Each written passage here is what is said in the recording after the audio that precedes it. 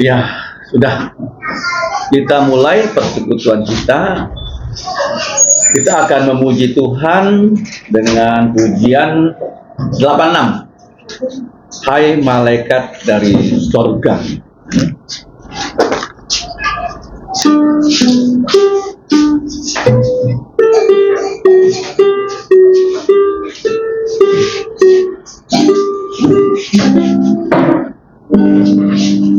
Sudah.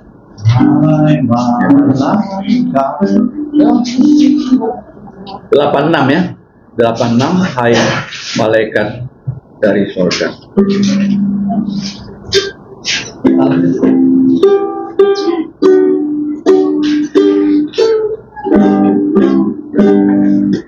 Hai malaikat dari surga mengunjungi dunia, bawa kabar penuh suka, juru selamat hilang. Mari datang dan menyembah Yesus Kristus Sang Raja. Hai gembala yang menjaga dombamu di Efrata, Allah beserta manusia, mari menyaksikannya. Mari datang dan menyembah Yesus Kristus Sang Raja. Hai Majus dari timur, negerimu tinggalkanlah. Cari dan sembah Sang Raja, ikut sinar bintangnya. Mari datang dan menyembah Yesus Kristus Sang Raja. Hai kaum saleh yang menunggu dengan jantung sepenuh, tiba tilikan Allahmu dalam putranya kudus. Hai datang dan menyembah Yesus Kristus Sang Raja. Mari kita berdoa. Allah Bapa kami yang telah menciptakan kami, bahkan telah menyelamatkan kami melalui putramu, Tuhan kami Yesus Kristus. Pada siang hari ini kembali kami berterima kasih Engkau menghimpun kami untuk bersekutu, untuk memuji namamu dan merenungkan firman, bahkan berdoa. Kami serahkan ya Bapa acara ini ke dalam pimpinan Engkau, kiranya namamu yang dimuliakan. Kami sadar kami adalah orang yang sudah jatuh dalam dosa, kiranya Engkau berbelas kasihan, dan kami bersyukur dengan darah Yesus Engkau dapat menghapus dosa-dosa kami. Kami serahkan acara ini Bapa dari awal sampai akhir. Kami berdoa supaya acara ini berkenan pada Engkau.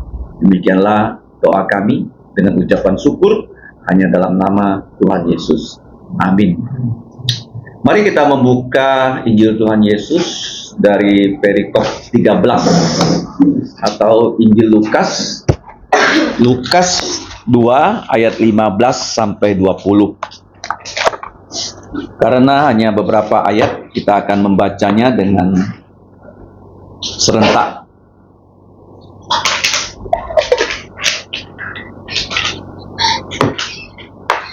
Para gembala menyembah Yesus.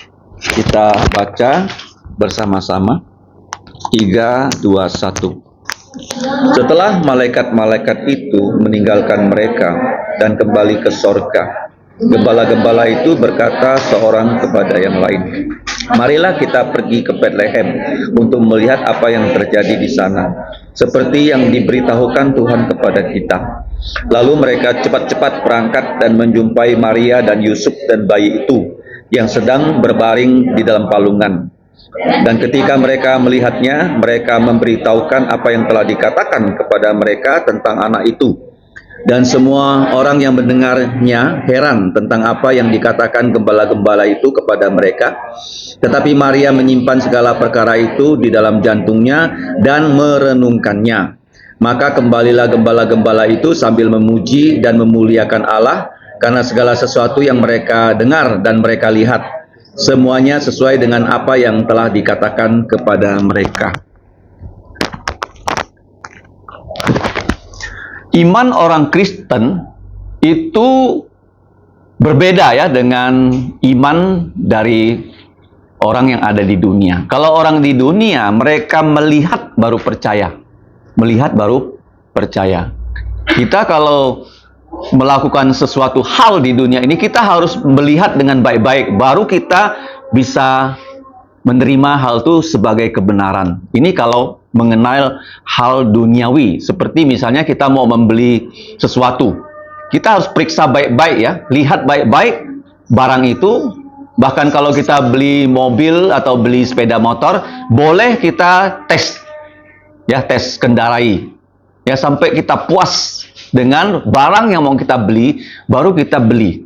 Itu perkara dunia, paham ya? Seperti kita kalau menikah juga begitu. Kamu harus cek dulu calon suami kamu tuh latar belakangnya seperti apa, keluarganya seperti apa, paham? Harus betul-betul ya diselidiki sebelum keputusan diambil. Nah, ini mengenai hal-hal duniawi. Tetapi mengenai hal rohani berbeda. Kenapa berbeda?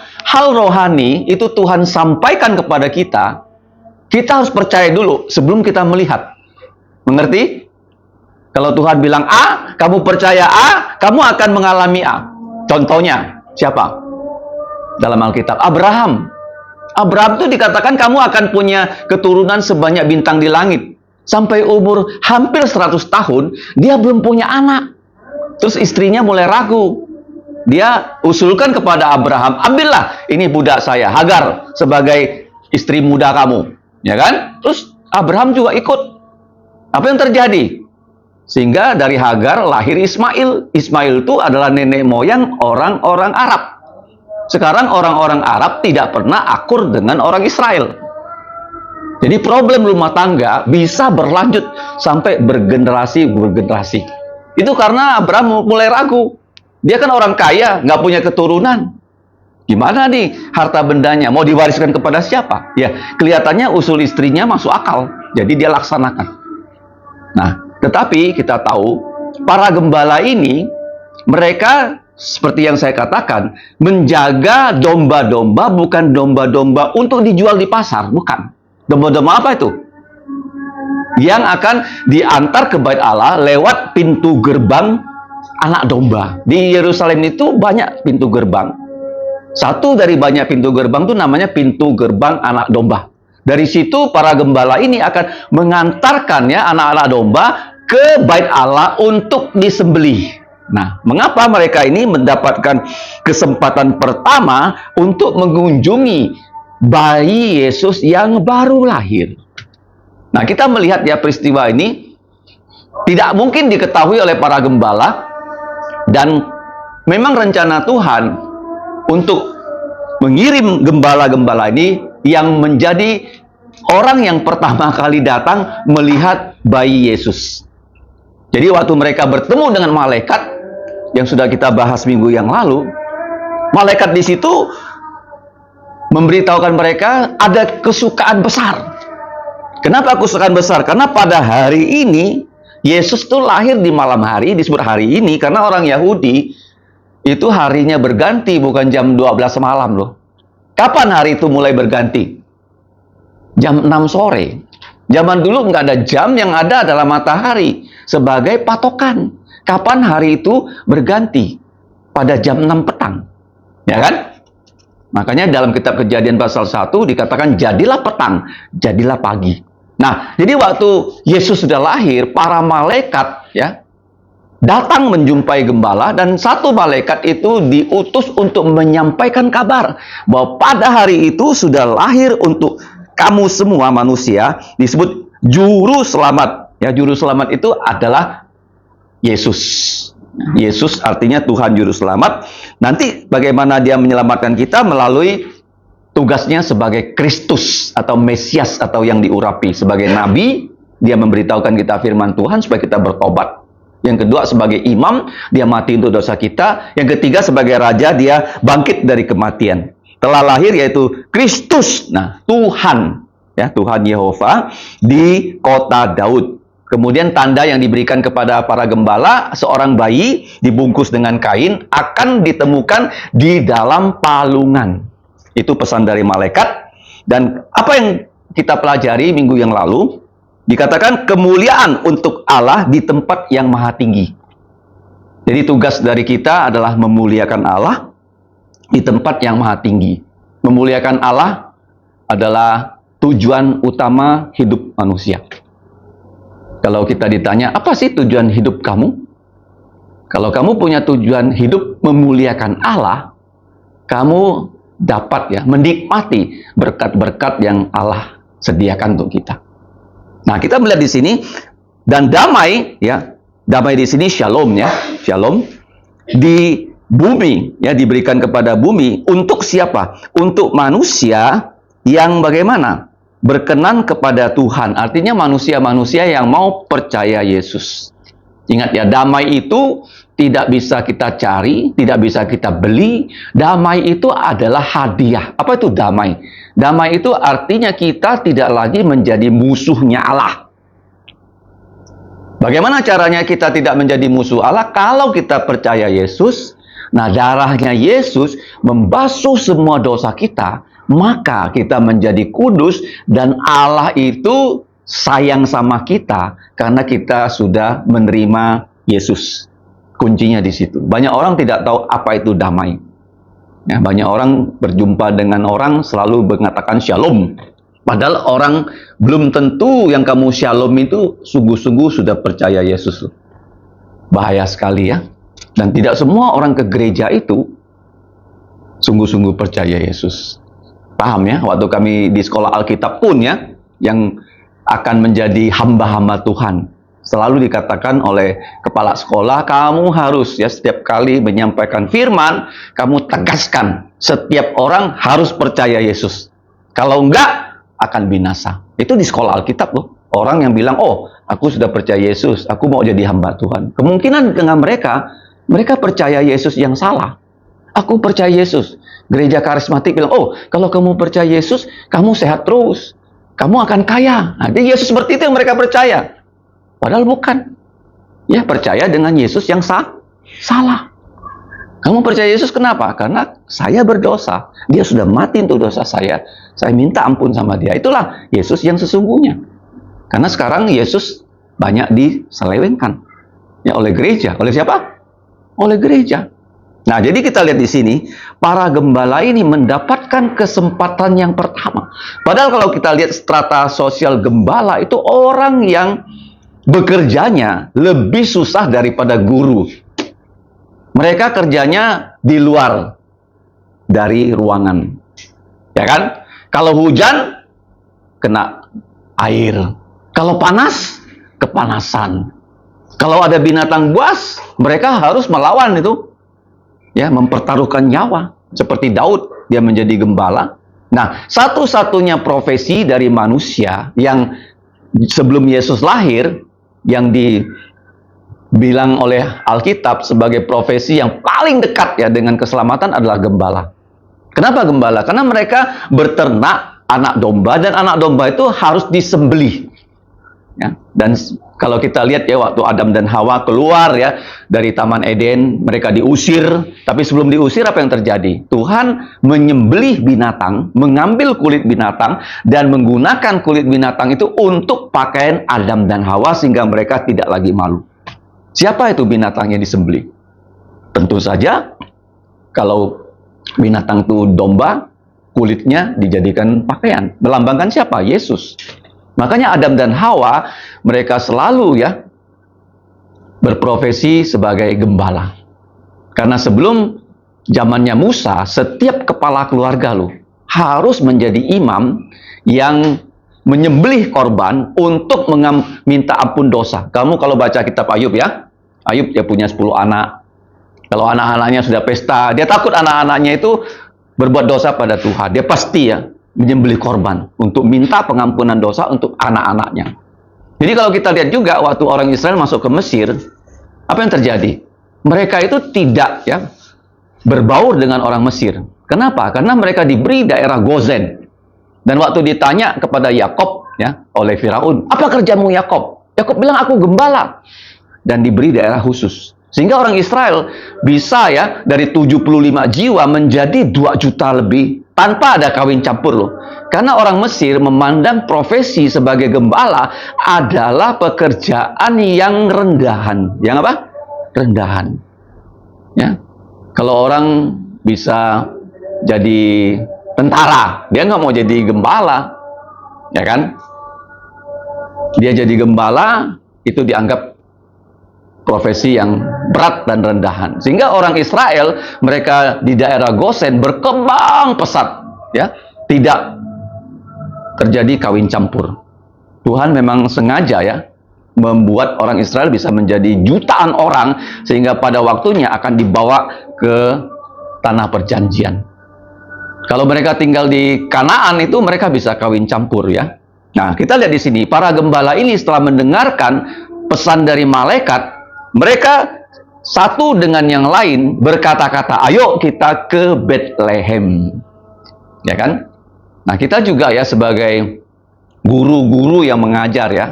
Di sini satu pelajaran penting, kita harus saling menguatkan. Saling apa? Menguatkan. Ya, dengan apa? Dengan kata-kata yang bersifat membangun.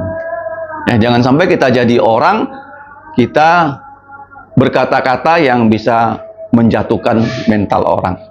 Jadi mereka saling ya, mengajak, ayo kita ke Bethlehem. Nah, untuk melihat apa yang terjadi di situ. Tadi saya katakan ya, iman timbul dari pendengaran. Pendengaran akan firman Tuhan. Jadi kita mendengarkan firman, kita percaya, maka ya kita akan mengalami. Mengerti ya? Allah itu punya firman, kamu percaya nggak ada urusan. Kamu percaya, hal itu terjadi. Kamu nggak percaya, hal itu juga terjadi. Mengerti ya? Jadi bukan saya mendengar firman, saya percaya, baru terjadi, enggak. Kamu mendengar, kamu percaya, terjadi. Kamu mendengar, kamu nggak percaya, juga terjadi. Tapi kalau kamu mendengar, kamu percaya, dan terjadi, kita akan diberkati. Jadi waktu itu malam hari, mereka pergi. Nah, pergi di sini artinya meninggalkan kawanan domba. Pelayanan atau menjalankan tugas Tuhan itu satu pengorbanan. Satu apa? Pengorbanan. Kamu misalnya mengajar di sini, itu pasti ada pengorbanan yang kamu lakukan. Ya, tapi pengorbanan kita nggak akan sia-sia loh. Tuhan nggak akan ya meminta kita berkorban, terus dia nggak akan membalaskan kepada kita. Contohnya ya, Petrus, dia disuruh meminjamkan perahu kepada Yesus. Yesus berkhotbah, setelah berkhotbah, mereka kan tangan kosong. Yesus bilang, perahu kamu itu buat ya ke tempat yang lebih dalam. Tebarkan jalamu ke tengah. Waktu itu siang hari, bukan waktu untuk menangkap ikan. Dan waktu mereka mengikuti kata-kata Yesus yang tidak masuk akal, dan jalannya Petrus itu ditabrak oleh semua ikan, dan jalannya koyak, dapat tangkapan ikan 2 perahu. Jadi pelayanan adalah pengorbanan. Adalah apa? Pengorbanan. Mungkin satu saat ya, kamu akan mempunyai pilihan ya tentang pekerjaan. Ya, mungkin lebih baik secara materi ya dan sebagainya. Tapi kalau kamu punya panggilan kan, melayani di sini, nah kamu harus bagaimana? Mengutamakan panggilannya atau profesi. Ya kan? Nah, pernah terjadi itu di FBC itu di Batam. Itu yang sekolah Alkitab cewek-cewek semua. Mereka lomba nikah dengan orang luar negeri. Sehingga setelah nikah dengan orang luar negeri, nggak ada lagi hamba Tuhan dalam gereja. Padahal mereka dikirim sekolah Alkitab. Ya kan? Jadi lebih utama mana? Kawin atau pelayanan? Harus memilih loh. Tapi waktu kita memilih, kita berkorban loh. Ya, kita semua di sini ada pengorbanannya. Ya. Jadi pengorbanan ini kita lihat para gembala meninggalkan ya domba-dombanya. Apa yang Tuhan berikan mereka sebagai balasan? Mereka bertemu ya dengan siapa di sini? Maria, Yusuf, dan bayi. Nah, di sini bayi penting sekali karena ya Yesus itu Allah yang menjadi manusia. Dia sebagai manusia, dia mengalami ya peristiwa seperti kita. Yesus bayi minum ASI, kita juga minum ASI. Paham? Dia menjadi manusia sejati. Ya, dia perlu dibantu oleh Maria karena dia masih bayi, tapi dia adalah Tuhan loh. Kamu bayangkan, dia tidak pernah berhenti jadi Tuhan. Dia tetap bayi yang apa? Yang Maha Tahu, Maha Hadir, Maha Kuasa. Jadi dia menjadi manusia. Kenapa dia jadi manusia? Karena dia mau mati menggantikan kita. Itu bedanya ya. Alkitab kita dengan kitab-kitab suci agama lain. Kalau agama lain ya dikatakan kamu berbuat A, B, C, D, dan F dan seterusnya ya.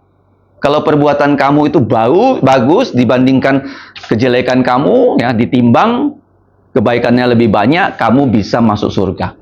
Makanya sekarang di Indonesia banyak orang kaya yang tidak agama Kristen, mereka mengeluarkan uang triliunan rupiah loh untuk bangun rumah sakit, untuk bangun sekolah. Tujuannya apa? Untuk menabung kebaikan supaya kalau mereka mati, kebaikan mereka ini bisa membawa mereka ke surga. Ya kan? Padahal nggak bisa. Ya, Tuhan mengatakan kebaikan manusia seperti kain kotor.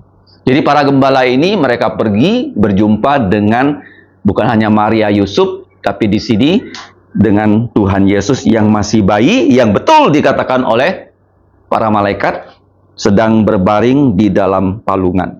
Nah sekarang ya mereka mendengar, mereka percaya, mereka sekarang melihat, dan ketika mereka melihatnya, nah mereka kasih tahu kepada Maria dan Yusuf. Kok bisa ya kalian datang? Kita kan nggak saling mengenal. Ya, orang Kristen tuh bisa begitu loh. Ya, kalau saya orang Kristen di Indonesia, ketemu ya orang Kristen, katakanlah ya di Jakarta, yang sama-sama sungguh-sungguh percaya Yesus, kita nggak saling mengenal. Tapi begitu kita ketemu, ya karena sama-sama percaya Yesus, kita kan satu di dalam Tuhan Yesus. Jadi Maria diberitahu, ya, dan Yusuf diberitahu. Semua yang mendengarkannya merasa heran dan takjub. Kenapa? Karena gembala-gembala itu sama sekali nggak ada sangkut pautnya dengan Maria, Yusuf, tetapi diberitahu oleh malaikat, oleh Tuhan, supaya mereka datang berkunjung ya, kepada bayinya Yesus. Jadi kita lihat di sini, yang mereka tentu saja ya setelah bertemu dengan Yesus, mereka menyembah Yesus. Dan apa yang dikatakan oleh gembala itu menjadi apa ya?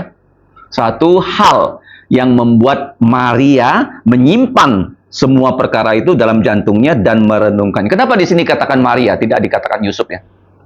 Karena Maria ini ya, dia hidup sampai Yesus disalib. Bahkan dia terus hidup sampai Yesus naik ke surga. Dia masih hidup. Bahkan sejarah gereja mengatakan Maria ini akhirnya pergi ke Efesus bersama Yohanes.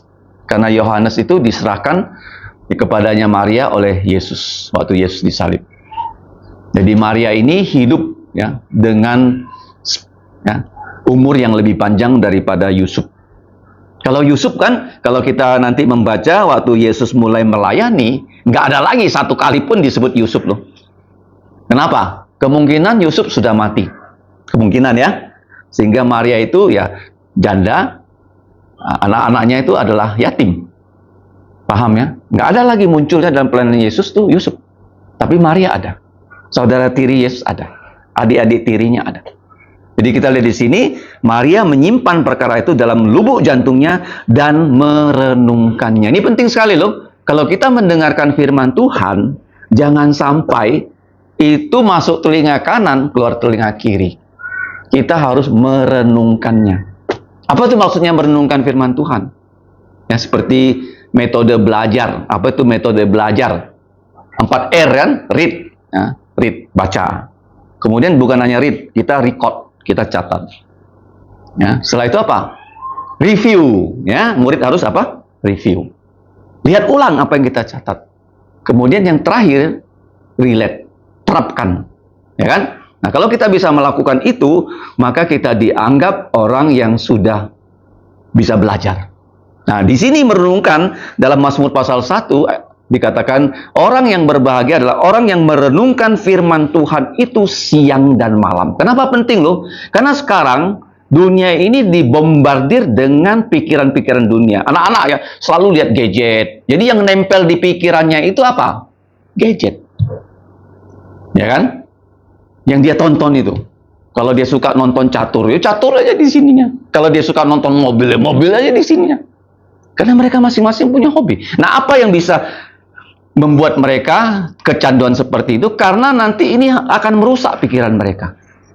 Tetapi kalau ada firman yang masuk, ya, dia renungkan firman itu, dan firman itu bisa mengalahkan loh pengaruh dunia kepada pikiran mereka. Kalau enggak, bahaya sekali.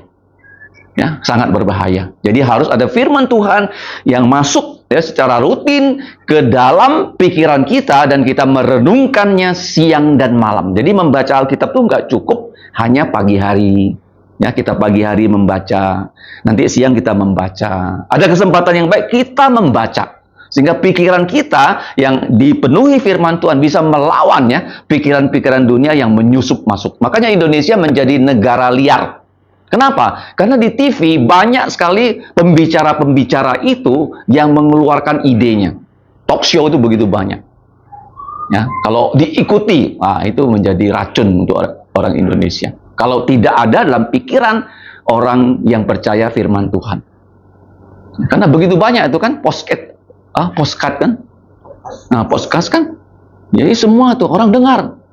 Ada tentang kesehatan lah, tentang politik lah, tentang pendidikan lah. Kalian kan nonton yang pendidikan kan? Ya kan? Beragam-ragam ya. Nah, kalau tidak ada firman Tuhan yang memberitahu kita mana yang benar, mana yang salah, wah habis kita. Kita akan kacau hidupnya. Nggak bisa mengambil keputusan mana yang benar, mana yang salah. Jadi merenungkan firman Tuhan itu ada yang mengatakan seperti apa? Seperti binatang memamah biak, yaitu sapi. Dia akan makan rumput, dikunyah dulu, tapi tidak langsung masuk ke sistem pencernaan, masuk ke usus besar. Setelah itu malam hari sebelum dia tidur, dia keluarkan ya rumput yang sudah ada di situ, dia kunyah-kunyah lagi, sampai halus ya, baru masuk ke sistem pencernaan. Firman Tuhan juga seperti itu loh. Jangan sampai kita setelah membaca ini, mendengarkan ini, kita nggak lagi review. Ya, di rumah kita review lagi. Apa sih maksudnya tadi? Ya, kita membaca, apa sih pelajarannya? Dan gembala-gembala itu ya, setelah menyampaikan perkataan malaikat, itu menguatkan Maria. Nah, kemudian yang terakhir, ayat 20. Maka kembalilah gembala-gembala itu, mereka memuji Tuhan dan memuliakan Allah, karena segala sesuatu yang mereka dengar, ya, dengar dulu loh. Tadi saya lihat ya, saya katakan apa? Iman adalah percaya firman yang kita dengar. Baru setelah mendengar, kita bisa melihat. Ya, kalau di dunia ini, melihat baru percaya. Seeing is believing. Kalau di kekristenan apa? Bukan seeing is believing, tapi believing is seeing. You must believe first. Kamu harus percaya dulu, baru kamu bisa melihat. Nah, mereka memuliakan Allah. Apa itu cara memuliakan Allah? Memuji Tuhan. Jangan lupa ya, ada 3 hal. Ya, namanya kita sebut dengan tepat. Yang kedua, sifat-sifatnya kita tiru.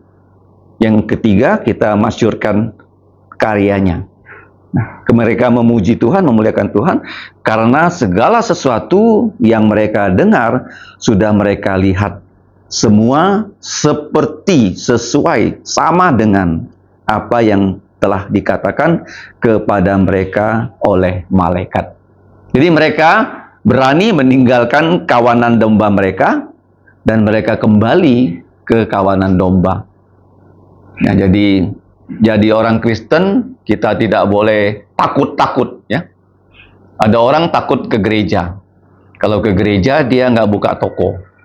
Sehingga apa? Dia tidak ke gereja. Kemudian ada orang juga takut. Takut apa? Takut menjadi hamba Tuhan. Wah, kalau jadi hamba Tuhan tuh nggak punya masa depan. Ya kan?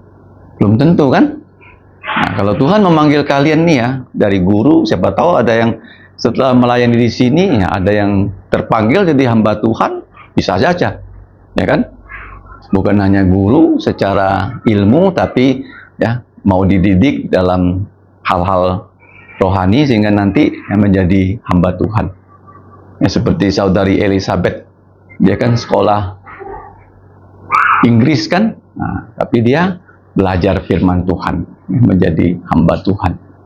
Siapa tahu kalian ya, yang melihat pelayanan ini, pelayanan gereja, ada yang terpanggil, yang mau sekolah Alkitab, monggo, ya kan?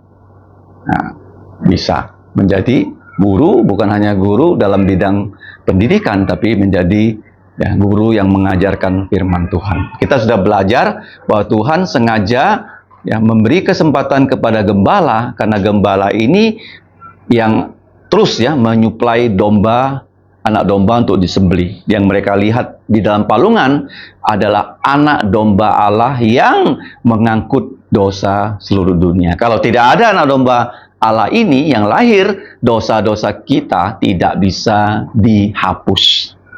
Ya. Tetapi dengan anak domba Allah ini yang mati disalib, darahnya menghapus dosa-dosa kita. Makanya saya katakan kembali, orang Tionghoa paling suka warna merah.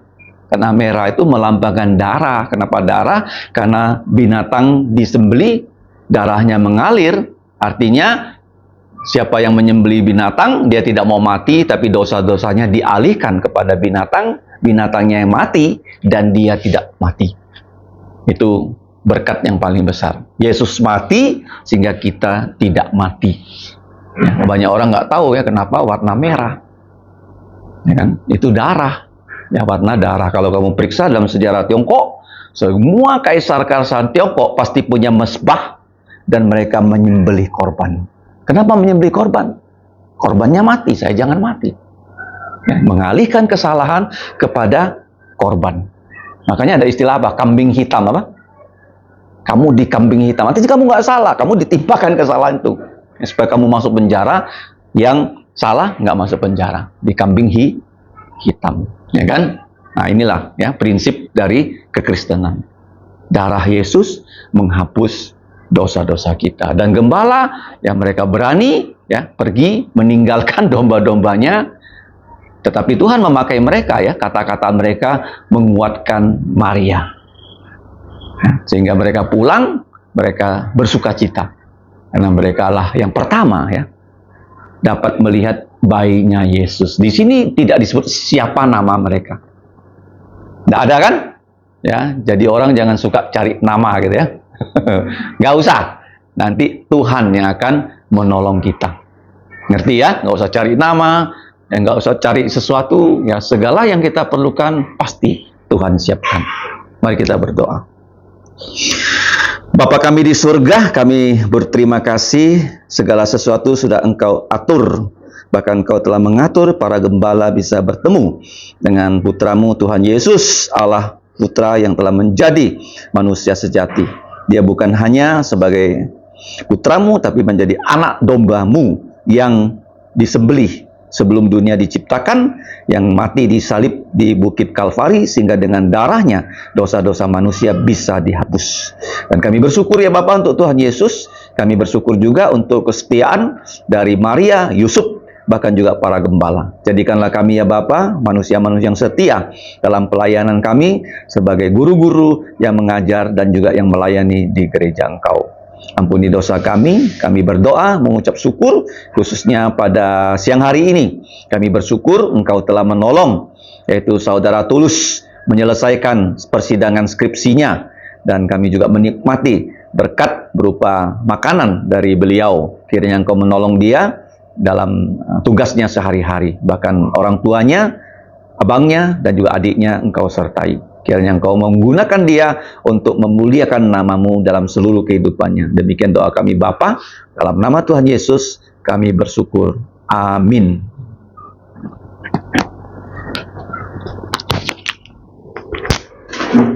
Kita akan menyampaikan sesaat yang singkat dan pokok doa dimulai